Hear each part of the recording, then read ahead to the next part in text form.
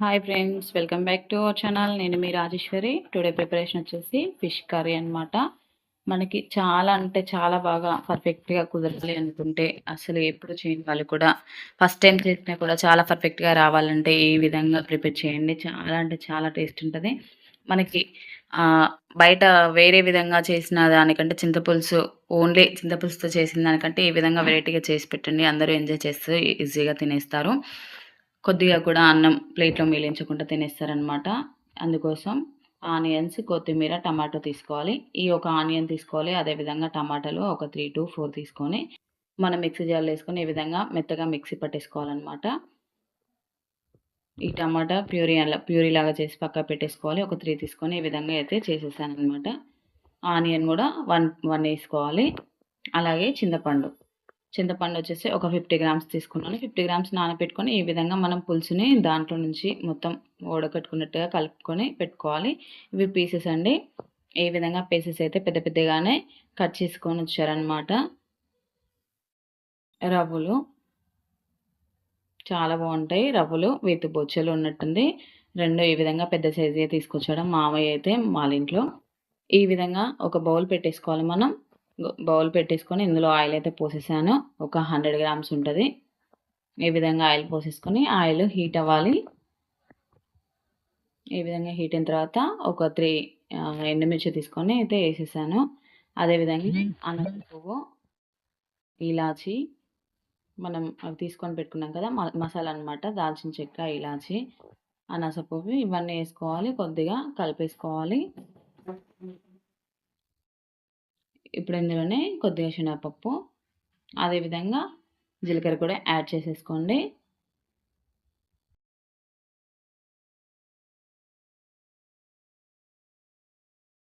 ఈ విధంగా కలుపుకున్న తర్వాత ఇందులోకి ఆనియన్స్ వేసుకొని మంచిగా ఫ్రై చేసేసుకోవాలి.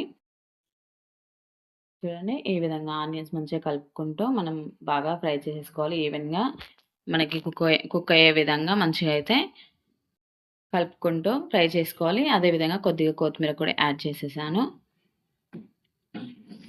ఇందులోనే మనం పసుపు వచ్చేసి ఇది చేపల పులుసు కాబట్టి పసుపు కొద్దిగా ఎక్కువగానే యూజ్ చేయాలండి. ఎక్కువగా యూజ్ చేస్తేనే మనకి పసుపు చింతపులుసు కాబట్టి దాంట్లోకి మంచిగా పట్టాలి. మనం పులుసు పోసుకుంటే తెల్లగా కాకుండా ఎర్రగా కాకుండా మనకి పసుపు వేస్తే మంచిగా కనబడుతుంది. టేస్ట్ కూడా బాగుంటుంది. హెల్త్కి కూడా మంచిదండి. పసుపు ఎప్పుడైనా సరే మనం కొమ్మలు తీసుకొని పట్టించుకుంటేనే మనకి హెల్త్కి అనేది చాలా మంచిది. బెనిఫిట్స్ ఉంటాయి. నార్మల్గా బయట దొరికే పసుపు అయితే కలరే ఓన్లీ అది. అందుకోసం కొద్దిగా డిఫరెంట్ ఉంటుంది కాబట్టి ఈ పచ్చ కొమ్మలతోటి ప్రిపేర్ చేస్తేనే మనకి చాలా బాగుంటుంది. ఈ విధంగా వేసుకొని కలుపుకున్న తర్వాత ఇందులోకి అల్లం అండి. ఈ అల్లం వచ్చేసి ఎప్పటికప్పుడు మనం మిక్సీలో పట్టుకోవడమైనా రోట్లో నూరుకోవడమైనా వేసుకొని ప్రిపేర్ చేసుకోవాలి. 2 స్పూన్లు అయితే కొద్దిగా పెద్ద స్పూన్ తోటే 2 స్పూన్లు వేసేసి మంచిగా కలుపుతున్నాను. మనకి నాన్ వెజ్ ఎప్పుడు ప్రిపేర్ చేసినా కూడా అల్లం అనేది ప్రిపేర్ చేయాలి. మనకి స్మెల్ అనేది కౌసు వాసన నీసు వాసన రాకుండా ఉండాలంటే అల్లం వేస్తేనే మనకి టేస్ట్ అనేది చాలా బాగుంటుంది. ఈ విధంగా వేసుకొని మంచిగా అల్లం మొత్తం కుక్ అయ్యే విధంగా మంచిగా కర్రీ దాంట్లో కలిసే విధంగా కలుపుకున్న తర్వాత ఒక 2 మినిట్స్ తర్వాత ఈ విధంగా మనం టమాటో ప్యూరీని అయితే వేసేసుకోవాలి. ఈ ప్యూరీ కూడా మంచిగా పచ్చిగా ఉండకుండా మన గ్రేవీ అనేది అర్థమవుతుంది. చిక్కబడేంత వరకు మంచిగా కలుపుకుంటూ ఒక 5 మినిట్స్ పాటు లో ఫ్లేమ్‌లో పెట్టేసుకొని ప్రిపేర్ చేసుకోవాలి. ఇదంతా ప్రిపేర్ చేసేటప్పుడు ఎప్పుడైనా సరే లో ఫ్లేమ్‌లో పెట్టేసుకొని ప్రిపేర్ చేసేసుకోండి. మనం లాస్ట్ ఆఫ్టర్‌లో చింతపులుసు ప్లస్ వాటర్ వేస్తాం కదా! అప్పుడైతే హై ఫ్లేమ్ పెట్టేసుకోవచ్చు. ఈ విధంగా ఇదంతా ప్రిపేర్ చేసేటప్పుడు లో ఫ్లేమ్‌లో పెడితేనే మంచిగా లోపల వరకు ఉడికిపోతదనమాట. చూడండి, ఈ విధంగా మనకు అర్థమవుతుంది కదా! ఇలా కొద్దిగా మొత్తం మంచిగా ఉడికిన తర్వాత కొద్దిగా సాల్ట్ అయితే యాడ్ చేసేస్తున్నాను. సాల్ట్ మీ టేస్ట్‌కి తగ్గట్టుగా కారం ఏ విధంగా ఉంటదో చూసుకొని దానికి తగ్గట్టుగా సాల్ట్ అనేది యాడ్ చేసుకోవాలి. ప్లస్ అందులో ఒకటి చింతపులుసు విత్ టమాటా ఏస్తున్నాం. ఇది చేపల కర్రీ కాబట్టి కొద్దిగా ఎక్కువగానే పడుతది. చూసుకొని అయితే యాడ్ చేసేసుకోండి. మనకి ఎందులో ఏ కర్రీలోనైనా సాల్ట్ అనేది తగినట్టుగా ఉంటేనే మనకి టేస్ట్ అనేది చాలా బాగుంటది. కాబట్టి ఎప్పుడైనా సాల్ట్ అనేది పర్ఫెక్ట్‌గా చూసుకొని ఏసేసుకోండి. ఇప్పుడు ఇందులోకి ఇది నేను ఫస్ట్‌గానే చింతపండు నానబెట్టానని చెప్పాను కదా! అందులోనే కారం ఏసి కలుపుతున్నాననమాట. మీరు కావాలనుకుంటే అల్లం కూడా ఇందులోనే యాడ్ చేసేసుకోండి. కారం తగినంత చూసుకోవాలి. ఈ కారం వచ్చేసి కొద్దిగా ఎక్కువ క్వాంటిటీతోనే ఎయాలనమాట చింతపులుసు. ఈ విధంగా మంచిగా కలిపేసుకోవాలి. ఈ ఉండలేమి లేకుండా మనం దీంట్లో మిక్స్ చేసేసుకోవాలి. నేను చింతపండులో ఉన్న రెక్కలన్నీ తీసేసాను ఆల్మోస్ట్ ముందే. అదే విధంగా ఒక హాఫ్ స్పూన్ వరకైతే అల్లం ఏస్తున్నాను. ఎందుకంటే 2 స్పూన్స్ ఆల్రెడీ అందులో ఏసాను కదా! ఇప్పుడు కొద్దిగా ఏసాను. అది గూడా మొత్తం మిక్స్ అయ్యే విధంగా కలిపేసుకోవాలి. చూడండి. అంతలోపు మనకి టమాటా ప్యూరీ గూడా మొత్తం కలిసిపోయిందనమాట. ఈ విధంగా ఆయిల్ ఇంక్రీజ్ అయితే మనకి బాగా కుక్ అయిపోయినట్టు. లో ఫ్లేమ్‌లోనే ప్రిపేర్ చేయాలి. హై ఫ్లేమ్‌లో పెట్టేస్తే మంచిగా రాదండి. లో ఫ్లేమ్‌లో ప్రిపేర్ చేస్తేనే మంచిగా లోపలి వరకు ఉడికిపోతది.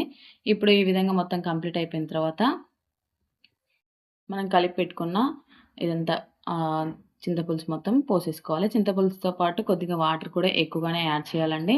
మనకి ముక్క మునిగేంత వరకి మనకి ఎస్టిమేషన్ అయితే అర్థమవుతదనమాట. మనం నార్మల్‌గా ప్రిపేర్ చేస్తూ ఉంటాం కదా!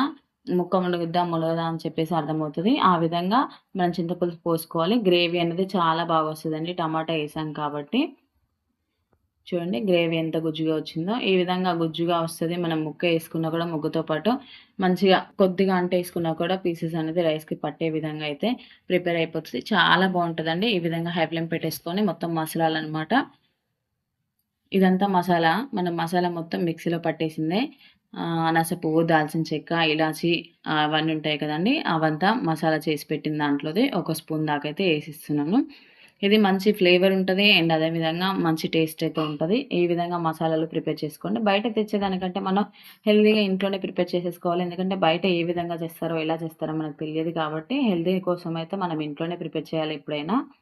ఇదొచ్చేసి ధనియాల పొడి ఒక స్పూన్ అయితే యాడ్ చేస్తున్నాను. డైజెషన్ అనేది బాగా అవుతది. అదే విధంగా మనకి చాలా మంచిదనమాట ధనియాలు. ఈ విధంగా ఏసుకొని వన్స్ మంచిగా కలిపేసుకోవాలి. మనకు మొత్తం మంచిగా మసలాలనమాట.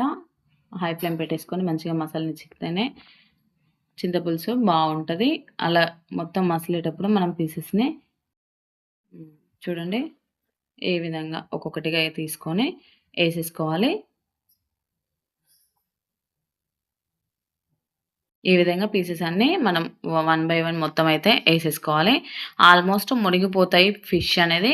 మునిగిన తర్వాత మనం మూత పెట్టేసి హై ఫ్లేమ్ పెట్టి ఉడికిస్తాం కదండీ! ఇందులోకి ఇంకా వాటర్ అనేది ఇంక్రీజ్ అవుతాయి. డిక్రీజ్ అయితే కాదు.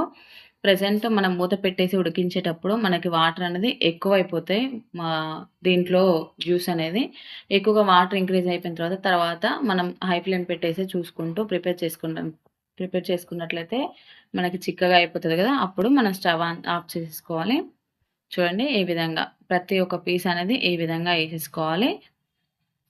ఇలా ఏసుకున్న తర్వాత హై ఫ్లేమ్ పెట్టేసుకొని ఒక 5 మినిట్స్ పాటు మూత పెట్టేసి ఉడికించుకోవాలి.